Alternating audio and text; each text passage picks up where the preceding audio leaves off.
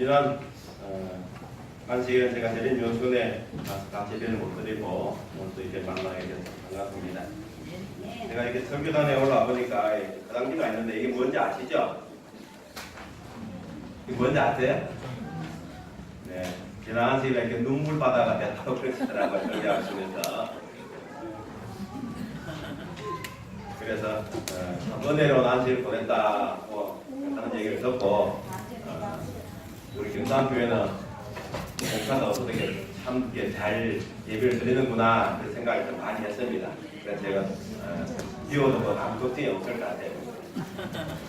오늘 이 시간에는 포기할 줄 아는 것, 이 절제에 대해서 좀 살펴보고자 합니다. 포기할 줄 아는 절제.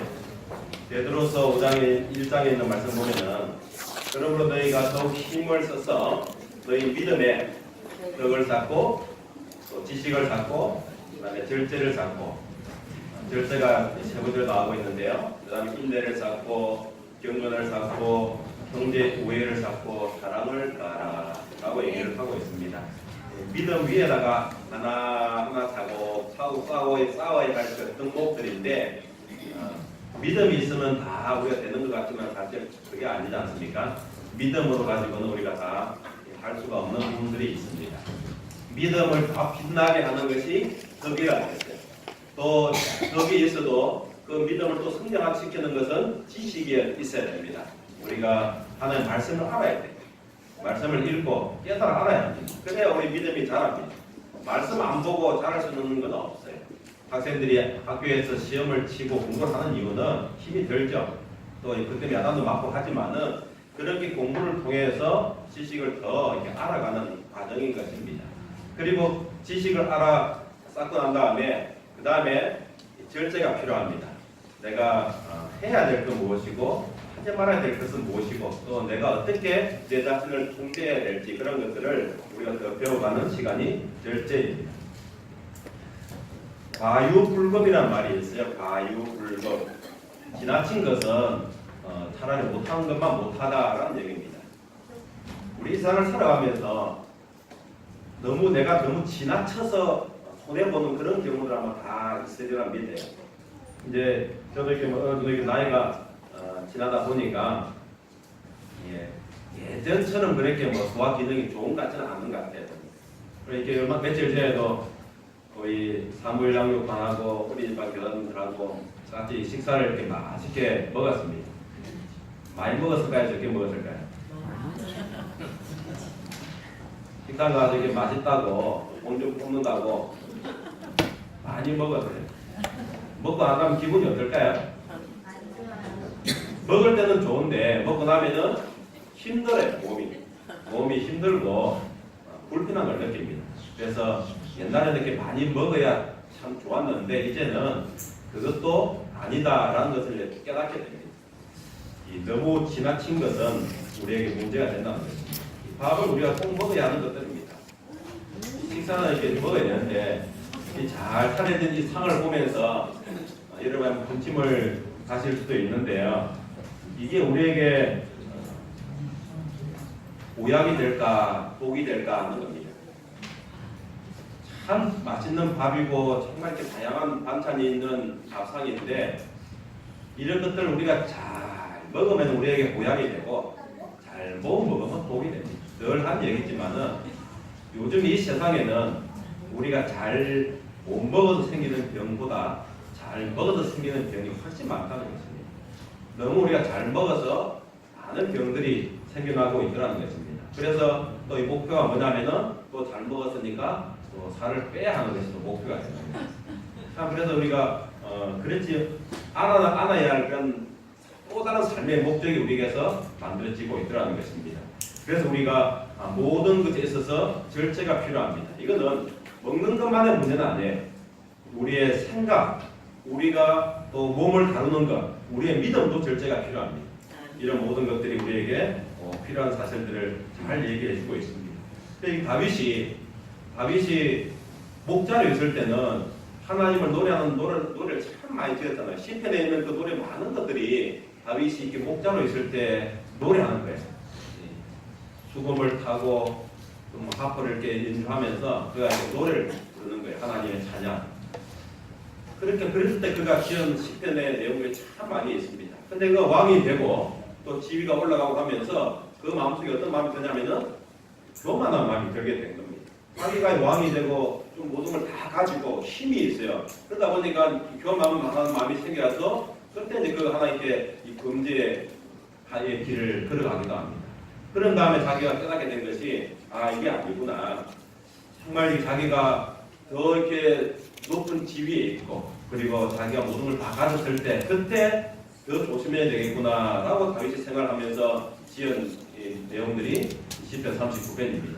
여호와여 나의 종말과 연한이 언제까지인가 알게 하사 내가 나의 연약함을 알게 하소서. 주께서 나의 날을 한 뼘 길이만큼 되게 하심에 나의 일생이 주 앞에는 없는 것 같사오니 사람은 그가 든든히 서 있는 때에도 진실로 모두가 허사뿐이니라 말씀하고 있습니다. 하나님, 내 정말 내 끝이 언제인지 알게 해달라는 겁니다. 내가 이 세상에서 정말 천년만년 살 것처럼 살아가는데 내 끝을 보게 하시고 그래서 내가 하나님 앞에 참 가치 없는 존재고 짧은 인생을 살고 있다는 것을 알게 하소서라고 말씀하고 있습니다. 이걸 이제 풀어 쓰면 이렇게 돼요.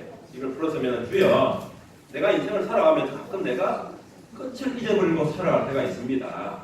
내가 그걸 잊지 않게 해주세요.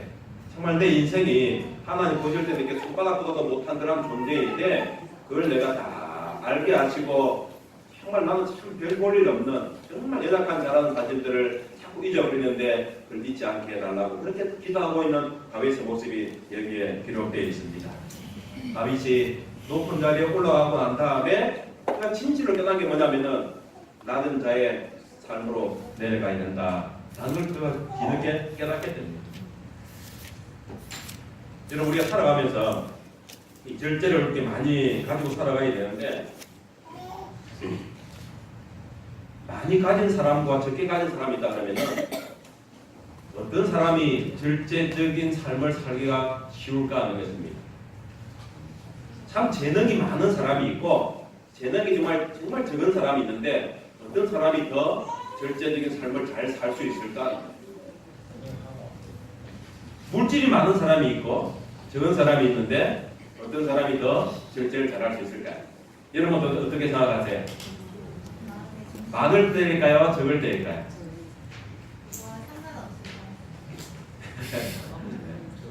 우리가 정말 없을 때는 생각도 안 해봤던 일들이 있으면서 생각을 하게 되는 일들이 참 많이 있습니다. 저도 요즘에 제 자신을 여러 번 보면서 지난주에 이렇게 연수원을 갔잖아요. 연수원을 딱 들어가는 순간 휴대폰을 이렇게 반납합니다. 그리고 나올 때 이게 찾아 나오는데 참 처음에 들어가면 이따가 어떠니까 불편해요. 그런데 이게 좋은 점이 뭐냐면은 생각이 단순해진다는 것입니다. 이게 휴대폰이 우리는 전화를 주고받기 위해서 있는 내용들인데 지금은 휴대폰이 그런 개념으로 사용되어지지 않고 있어요. 이제는 전 세계 모든 뉴스를 내 손에서 다 볼 수 있는 그런 세상이 되어버린 것입니다. 근데 그렇게 보다 보니까 사람들이 알지 않아도 되는 일들을 알게 되고 또 이제 거기에 시간을 투자하다 보니까 내 많은 시간이 그쪽에 쏠려 나가는 것들이 있다는 것입니다. 정말 우리가 인생을 살아가면서 하루에 성경을 한 장도 못 읽지만은 스마트폰을 통해서 1시간, 2시간 보내는 것은 어려운 일이 아니라는 것입니다. 이것이 우리에게서 하나님을 찾지 못하게 만드는 또 다른 비결이 될 수 있다는 것입니다.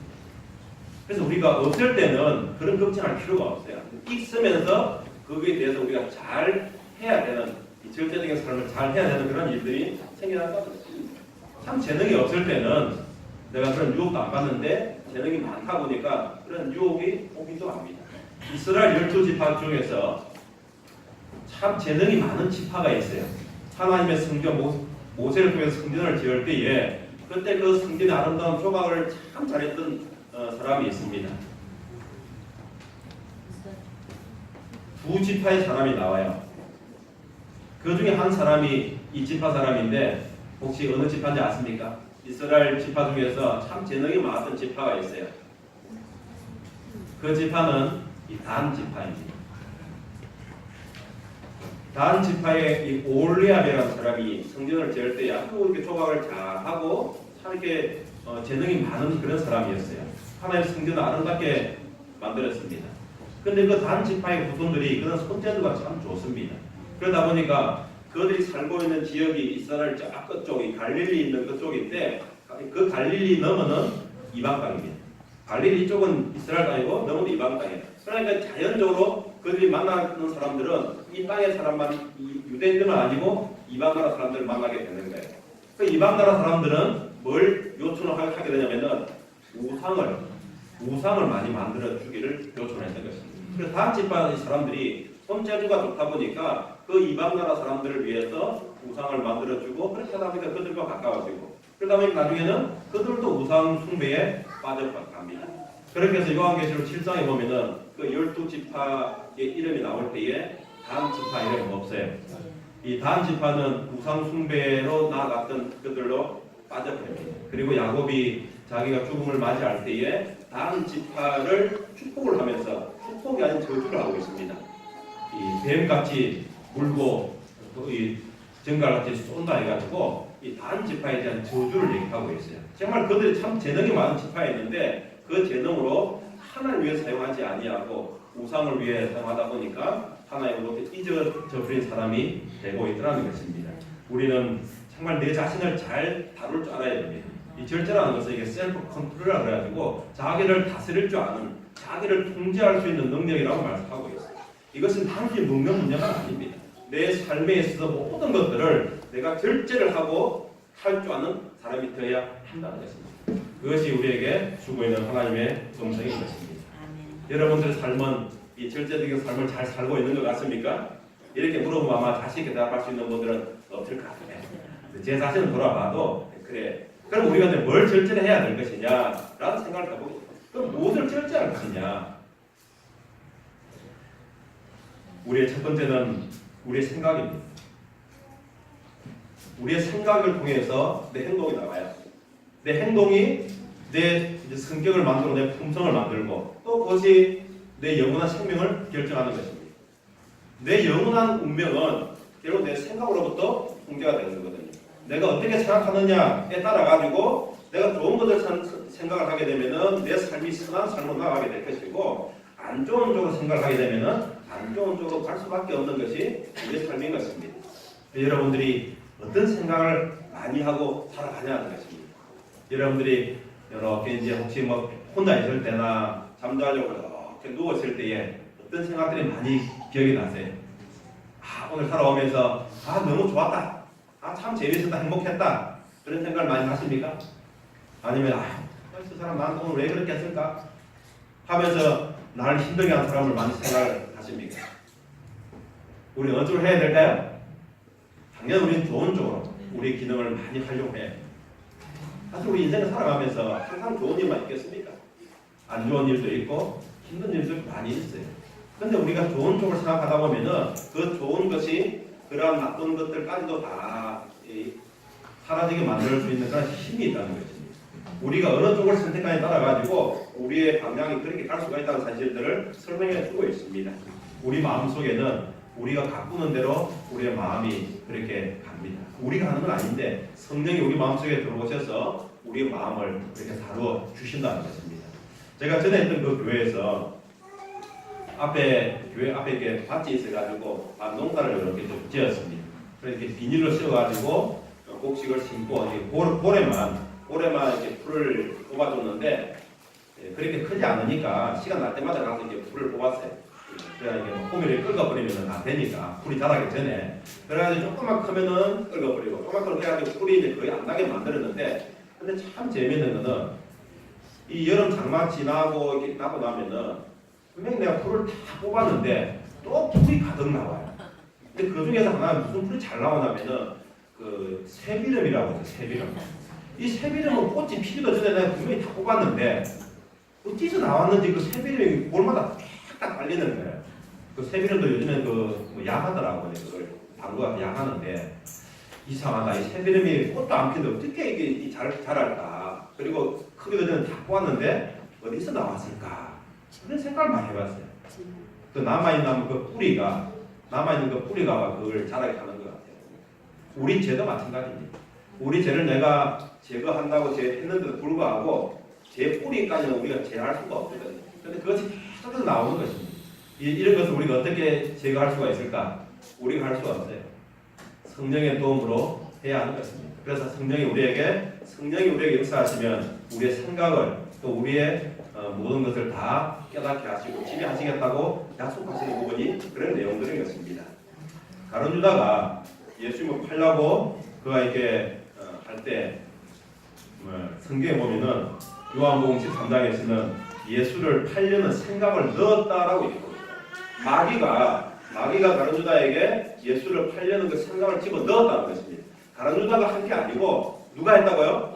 마귀가 했다는 거예요. 그래서 내가 이게 나쁜 일을 할 때에도 내가 하는 것이 아니고 누가 내 속에 들어오냐면은 마귀가 그 생각을 넣어서 그 일을 하도록 한다는 것입니다. 그래서 우리는 생각을 잘 절제할 수 있는 사람들이 되어야 하는 것입니다.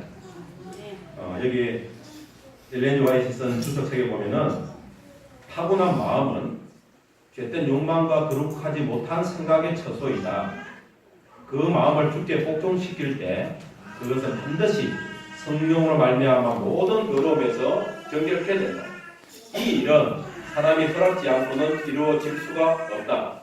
영혼이 정결케 되었을 때 그것을 더럽히지 않도록 지키는 것은 그리스도인의 의무이다. 이 그리스도인이 해야 할 의무가 있어요. 우리의 마음, 우리는 태어날 때부터 이게 죄된 욕망과 죄된 이 습성을 가지고 있다고 했어요. 그래서 나는 안 하려고 해도 내 손에서 나오는 생각이 뭐예요? 죄로 말미암아 나오는 그런 생각들이 나온다는 거죠. 근데 그 마음을 주님께 복종시킬 때 성령이 이제 우리에게서 정결케 하는 역사가 이루어진다는 것입니다. 성령이 역사할 수 있도록 내 마음을 복종시켜야 되는데 이거는 우리가 허락해야 될 부분이라는 것입니다. 내가 하나님 앞에 내 자신을 복종시키고 내 마음을 열 때 그때 성령이 우리 속에서 역사하는데 그것이 우리 그리스도인들 해야 될 의무라고 합니다. 이건 선택이 아니에요. 의무라는 것은 반드시 해야 되는 우리 법칙입니다. 내가 이렇게 할 수 있는 게 아니고 우리는 주님께 우리 자신을 굴복시켜야 되는데 첫 번째가 우리의 생각이라고 그렇게 말씀을 하고 있습니다. 마태복음 12장에서 내가 너희에게 이르노니 사람이 무슨 무익한 말을 하든지 심판날에 이에 대하여 신문을 받으리니 내 말로 의롭다함을 받고 내 말로 정죄함을 받으리라. 제가 고등학교를 이렇게 삼류학교를 다니면서 그때 성경을 좀 더 그때 많이 읽었던 것 같아요. 그때 이렇게 성경을 읽으면서 이 말씀을 읽고는 제 마음속에 좀 두려운 마음이 들었어요. 내가 너희에게 이르노니 사람이 무슨 무익한 말을 하든지 그것도 심판을 받는다. 이 내용이 있더라고요. 이 농담이지만은 그 농담조차도 심판을 받는다는 거예요. 그래서 그렇게 하면은 우리에게 말하기가 두렵지 않습니까? 참 말을 하는 게 너무 두려워. 그 무익한 말조차도 하나님이 다 기억하신다는 것입니다. 이 농담이 뼈가 없는 농담이 있을까? 어떤 분들은 그렇지 않다고 얘기하더라고요. 아무리 농담이 할지라도 뼈가 있다고 얘기합니다. 그래서 우리가 내뱉는 그런 모든 말들 속에도 다 그것이 우리 생각에서 나오는 내용들이라는 것입니다. 하나님께서는 그런 무익한 말조차도 우리에게서 심판을 해야 될 부분이 있다라고 하고 말씀하고 있다는 것입니다. 여러분 만약에 우리가 하나님께 욕을 한다. 여러분 그런 생각 안 해보셨죠? 하나님 우리가 욕할 수도 없잖아요. 그런 너무너무 큰 범죄죠. 여러분 하나님한테 욕해 보신 적이 있으세요? 없으세요? 우리가 아마 다 하나님께 뭐 욕을 삿대질하고 그렇게 하지는 않았을 때. 근데 이제 엘렌 화이트 우리에게 주고 있는 말씀 보면은 이런 말씀이 있습니다. 여기 이전에 있는 말씀인데요. 이 말씀 보면은 다른 사람의 결점을 곰곰이 생각하는 일을 거치라. 하나님 앞에 계속 혀를 순결되게 간직하고 있으라. 다른 사람의 감화력을 손상시킬 수도 있는 말은 어떤 말이든지 금하라. 우리가 하나님께 욕을 한다고 가정해보자. 하나님을 우리가 참으로 마음껏 욕할 수 있는 방법은 이런 비판의 말을 함으로 쓰이기 때문이다. 우리가 비판의 말을 하고 또 어떤 좋지 않은 말을 하는 것, 그래서 하나님의 사랑을 받은 사람에 대한 우리가 좋지 않은 말, 하나님의 일에 대해서 하는 그런 부정적인 일, 이런 것들이 결국 누구에게 하는 얘기라고 하냐면은 하나님한테 한 얘기인데, 그냥 하나가 한 얘기가 아니고 하나님한테 욕을 하는 것과 같다, 이렇게 표현하고 있더라고요. 참 이게 두려운 내용들인데, 다른 사람의 가마력을 손상시키고 또 다른 사람의 결점을, 이 좋지 않은 점을 곰곰이 생각하고 그렇게 하는 것이 다 하나님을 욕하는 것이다. 참 두려운 말씀하고 있습니다. 우리가 이런 것들까지 다 절절해야 될 필요가 있을 것 같습니다. 사람이 살아가면서 말을 안 해서 실수하는 경우도 있지만은 때로는 이렇게 말을 해서 실수하는 경우가 참 더 많다는 거예요. 그러니까 이게 말에 대해서는 아무리 강조해도 지나치지 않을 수 있는 것이 이 말입니다. 우리 평생 죽을 때까지 살아가면 이렇게 말도 살아가는데 말 때문에 원수가 되기도 하고 또 말 때문에 순환빛을 갖는 그런 경우도 아니다는 것입니다. 이 더러운 말은 불가하다 하고 있는데, 우리는 부터 있는 말씀을 같이 한번 읽어보겠습니다. 시작. 우리는 더러운 말은 입 밖에도 내지 말라는 권고를 받고 있다. 더러운 말은 단순히 이해하고 소속한 어떤 것이 아니다. 그것은 그리스도를 보는 시야를 흐리게 하는 어떤 말이며 영혼으로부터 참된 존경과 사랑을 지워버리는 어떤 말이다. 그것은 그리스도의 사랑이 표현되지 않고 오히려 비그리스도인적 품성에서 우러나오는 감정이다. 우리에게서 나오는 그 어떤 더러운 말, 부정적인 말, 이런 것조차도 하지 말라는 거예요. 이것이 하나님을 가로막는 일이라는 거예요. 우리 눈에서 그리스도를 사라지게 하는 그 어떤 말도 이루어지지 않도록 하라. 우리 이렇게 하고 있는데, 이걸 우리가 통제하는 게 참 쉽지가 않습니다. 이 입을 통제하는 게 정말 쉽지가 않아요. 그래서 시편 저자에는 우리에게 이게 하고 있는데요. 여호와여, 내 입에 파수꾼을 세우시고 내 입술의 문을 지켜소서라고 말씀하고 있습니다. 내 입에다가 파수꾼, 보초병을 세우라는 거예요. 그게 뭘까요? 내 입에 보초병을 세우는 게 뭘까요? 그건 사실 이게 양심입니다. 양심. 내 양심이 파수병입니다. 그냥 보통 양심이 아니고 성령에 의해 지배받는 그 양심이 우리에게 있어야 한다고 말씀하고 있습니다. 이렇게 못을 제가 하나 이렇게 보여드리는데, 이 못 하나를 이 튼튼한 나무 같은 데 박아놓고 저 못에다가 이렇게 무거운 물건을 걸면은, 그냥 우리가 보통 보는 그 나무 못인데요. 그 못 하나가 한 몇 킬로 정도의 무게를 견딜 수 있을까요? 이 못 하나를 박아놓고 거기다가 물건을 걸면은 몇 킬로 정도를 견딜 수 있을까요? 60킬로? 어떤 목수가 얘기를 해주시더라고요. 이 못 하나를 이렇게 나무에다 딱 박아놓고 여기다가 물건을 이렇게 걸면은 끝에 그러면 안쪽으로 풀어야 되겠죠. 한 1톤까지 견딘다는 거예요. 못 하나가 견딜 수 있는 그 힘이 1톤을 견딜 수 있다는 것입니다. 별거 아니지만은 단단히 박힌 그 못 하나는 정말 1톤이라는 그 어마어마한 무게를 견딜 수 있는 힘이 있다는 것입니다. 근데 그와 같은 내용들이 여기 기록되어 있어요. 때에 합당한 한마디 말은 적절한 곳에 박힌 하나의 못처럼 그들의 마음에 박히게 될 것이다. 내일이면 그 영혼들 중 어떤 이들은 우리가 결코 다시 만날 수 없는 곳에 있을지도 모른다. 이런 동행자들에게 우리는 어떤 가마를 끼쳐야 하겠는가? 어떤 사람은 내가 지금 만나고 있는데 내 평생에 마지막이 될 수 있는 사람이라는 것입니다. 그럼 내가 이 마지막이 될 수 있는 사람에게 어떤 가마를 끼쳐야 될 거냐 합니다. 그래서 경우에 합당한 말, 그거는 그 사람 마음속에 못처럼 팍 박힌다 그랬어요. 이 못 한번 박힌 그 못 자국은 빠지지 않아요. 예수님도 그 못 박힌 그 상처는 우리가 하늘에 가서도 볼 수 있다 그랬거든요. 우리가 이게 던져준 그 말 하나가 그 사람 마음속에 못처럼 탁 단단히 박혀서 빠지지 않는다 그랬습니다. 그런 가마를 끼친다는 거예요. 경우에 합당한 말입니다. 그 반대적인 것도 해당이 되겠죠. 그래서 우리가 정말 내가 오늘 만나는 이 사람이 내 인생의 마지막 사람이다. 그렇게 얘기를 하면서 우리가 그런 흔한 가발을 끼칠 수 있도록 해보는 것입니다. 이게 말의 절제입니다. 그리고 하나님께서 또 그 외에 또 많은 것을 하고 있는데 하나님께 주신 모든 것들에 대한 절제가 필요합니다. 살아가는 자들아 거민과 나그네 같은 너희를 가노니 영혼을 거슬러 싸우는 육체의 정욕을 제어하라.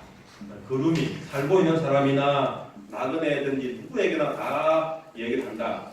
너희가 영혼을 거슬러 싸우는 그 육체의 정욕을 제어하라 라고 말씀하고 있습니다. 여기서 말하고 있는 이게 육체의 정욕이 무엇일까? 이건 단순히 성적인 욕망을 넘어서는 그런 단어입니다.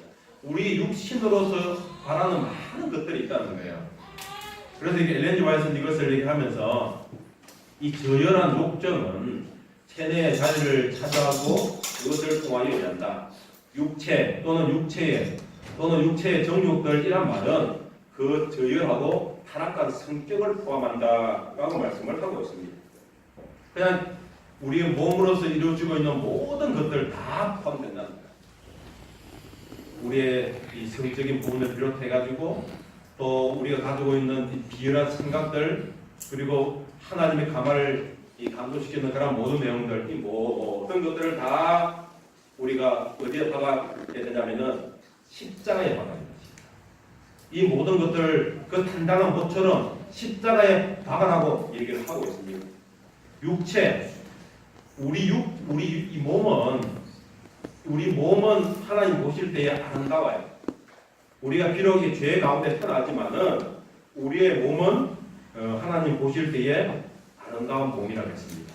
그런데 우리 이 몸이 이 나쁜 생각을 품고 죄에 사용되어지게 될 때, 그때 우리의 몸은 비열한 이 정욕의 도구가 된다는 것입니다.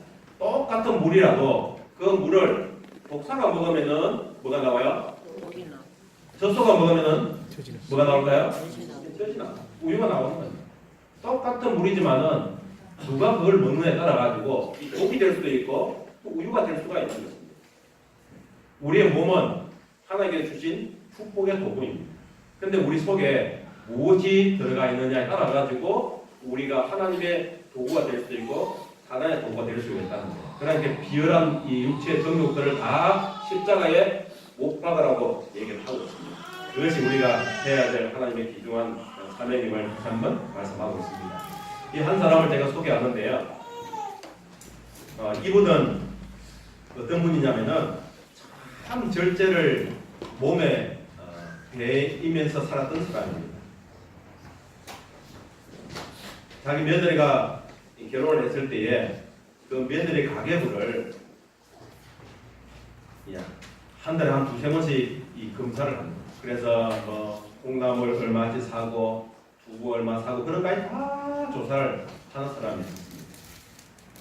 그리고 결혼식 할 때 그 입은 옷을 50년이 지날 때까지 다시 꾸며가지고 또 다듬어 이 다른 일에 가면서 그렇게 입었던 근소한 사람이었습니다. 그리고 그가 죽을 때는 그가 유언을 남기면서 나를 위해서 꽃을 장식하지 마라. 단돈 1,000원도 아껴라. 그렇게 유언을 했던 사람입니다.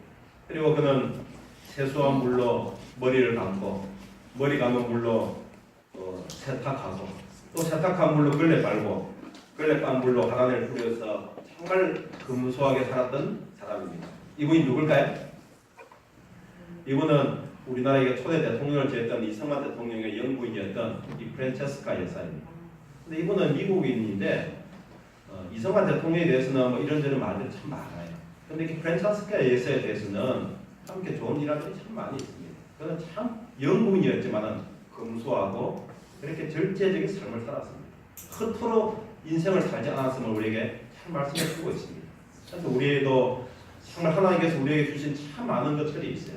그런 이런 것들을 우리가 정말 절제할 줄 아는 그런 삶을 살아야 할 것을 다시 한번 말씀하고 있다는 것입니다. 네. 어떤 모 신문사 여성 부장이 이런 글을 썼습니다. 무언가를 이루려면 절제와 노예가 되어야 한다. 이분이 우리나라가 나왔던 소프라노 하면은 이 조수미 씨를 생각할 수도 있지만은 홍혜경 씨가 있어요.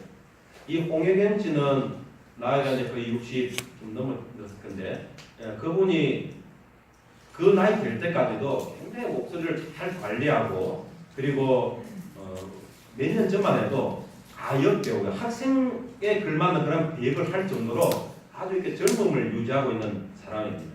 근데 이분이 어떻게 그 나이 될 때까지 그런 삶을 살았는가 그거를 이 여성부장이 취재를 하게 된 거예요. 이 홍혜경 씨는 자기에게 아주 좋은 역이 들어와도 이것이 내가 감당할 수 있는 것이냐 못하느냐 해가지고 절제를 합니다.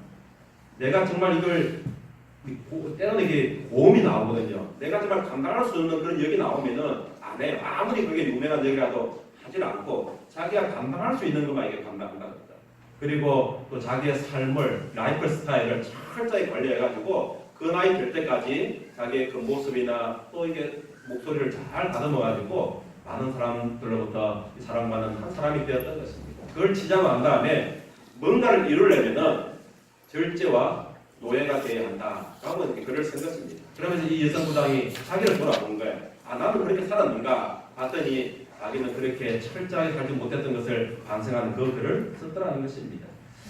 영국의 크리쳇이라는 사람이 이런 얘기를 했어요.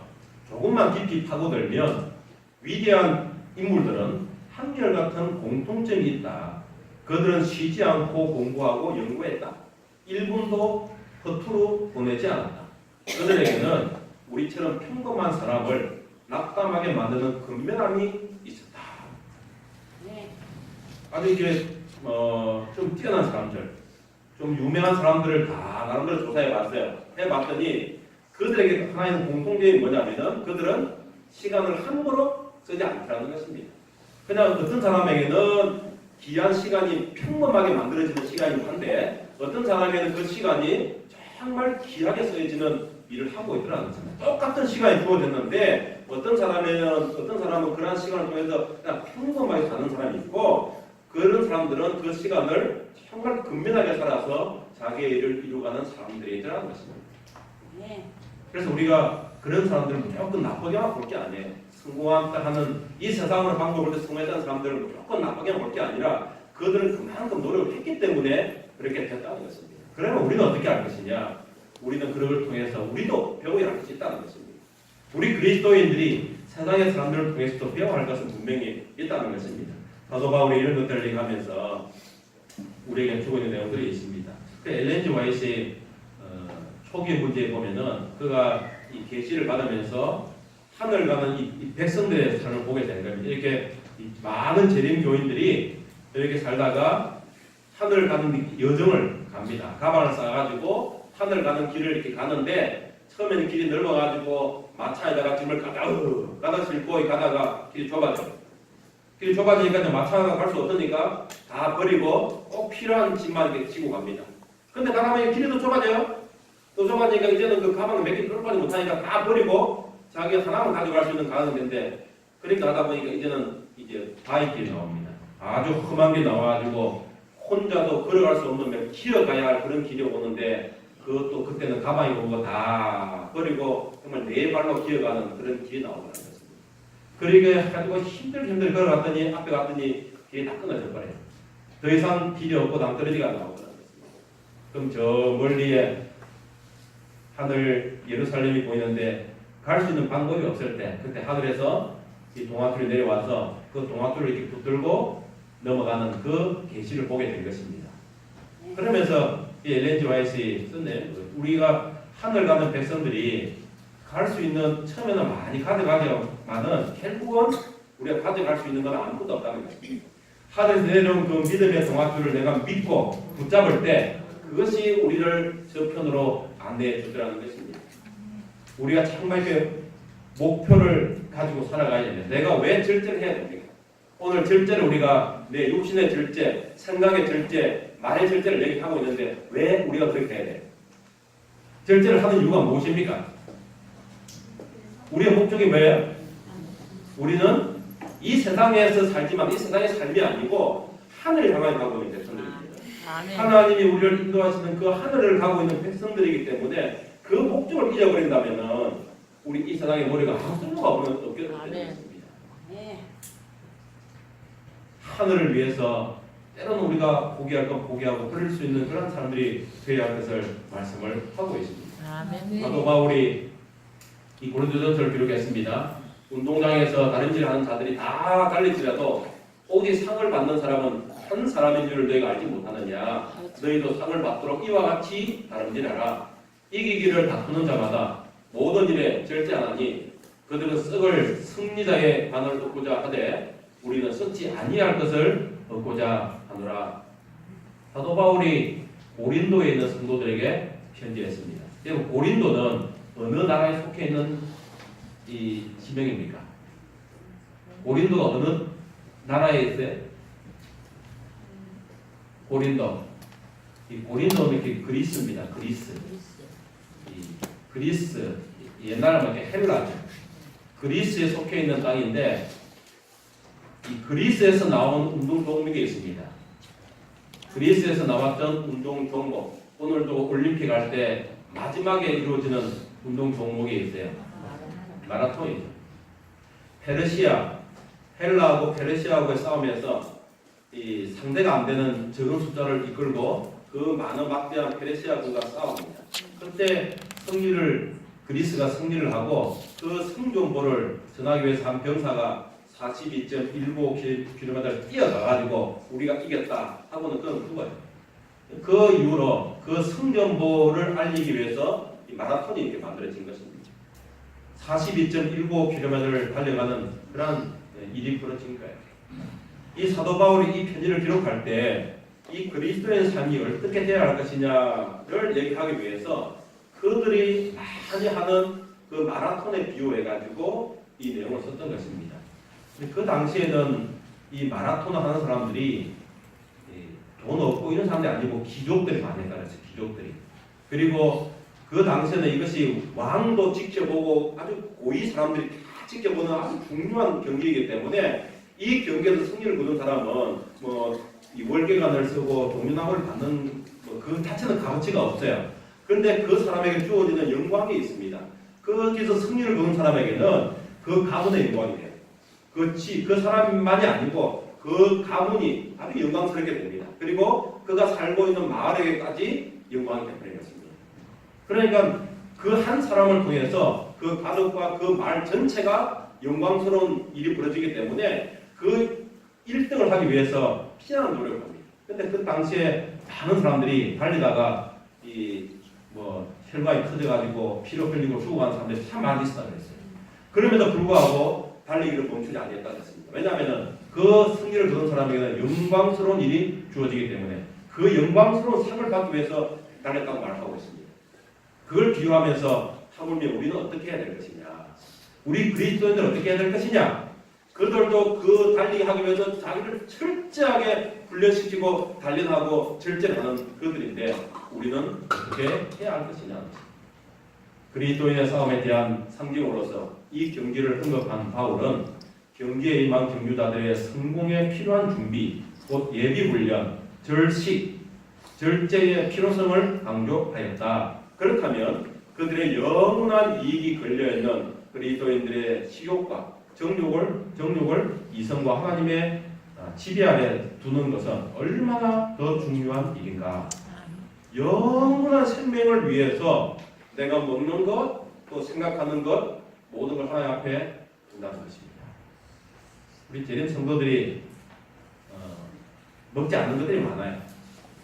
그 먹지 않는 것들이 정말 우리가 영원한 목적과 관련을 시켜서 하라는 것입니다. 먹고 싶으면 먹어야 되겠죠. 근데 우리는 영원한 목적을 가슴에 품고 살아가는 백성들이기 때문에 그것조차도 굴복시키는 것입니다. 그런 절제가 우리에게서 필요한 것입니다. 그냥 우리가 안 먹었다고 전화할 것이 아니고 내가 이것을 통해서 내 몸을 철저하게 절제를 하고 그래서 주님 보시기에 정말 아름다운 몸뿐만 아니라 하나님의 영광스러운 일을 하기 위한 그런 절제적인 삶이 되어야 할 것을 말씀하고 있습니다.